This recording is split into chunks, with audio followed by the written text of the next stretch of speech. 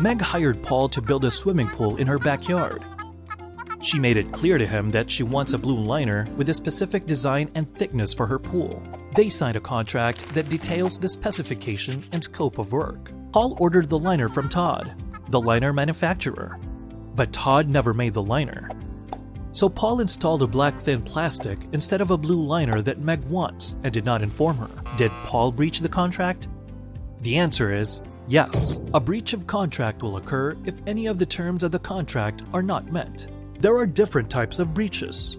Paul used a thin plastic which is not intended to stand the rigors of the pool and can't be expected to last long as compared to a liner. This is a material breach, and Meg can sue Paul and recover the cost to correct the breach, which includes removing the thin plastic and replacing it with the agreed liner. If Meg wants a blue liner for the pool and Paul installed a black liner with the same design and thickness, then it will only be a minor breach, since the color of the liner has no effect on the pool's functionality. Meg cannot sue Paul for a breach of contract because there are no actual damages incurred from using a liner of different color. Meg may, however, collect from Paul the price difference if the black liner is cheaper than the blue one.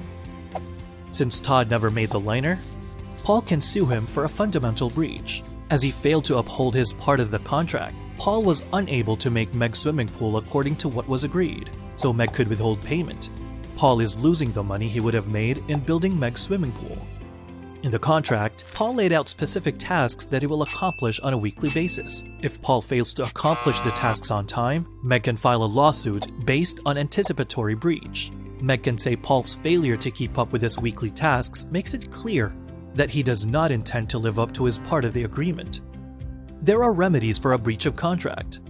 Meg can be awarded monetary damages to compensate for any financial loss that she endured due to Paul's breach. The court can also order restitution, which is designed to put the non-breaching party, in this case Meg, in a position as if the contract never took place. The court may also order specific performance, which can force Paul to finish the swimming pool as what was agreed in the contract. However, this will only occur if it is not possible to remedy the situation with typical monetary compensation. A verbal agreement can still be legally enforceable, but it is best to put them in writing so there will be proof in court if a legal remedy is necessary.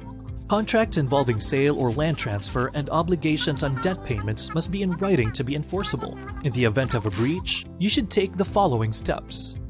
First, read the contract and check if there are instructions as to what you should do if a breach occurs.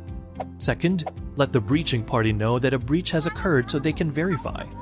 Third, discuss the situation with the breaching party if a settlement is possible. If you need to bring the matter to court, contact a lawyer right away. Remember, each state has different steps and deadlines for a breach of contract claim, so it is important to check with a knowledgeable business attorney in your state to know what to do in your situation. LegalMatch can help you find the right lawyer. Go to LegalMatch.com. You can post your case or call us at 415-946-0816. Check our testimonial page to see what our clients think of us. LegalMatch. It's the best free, secure, and confidential way to find the right lawyer for your legal needs.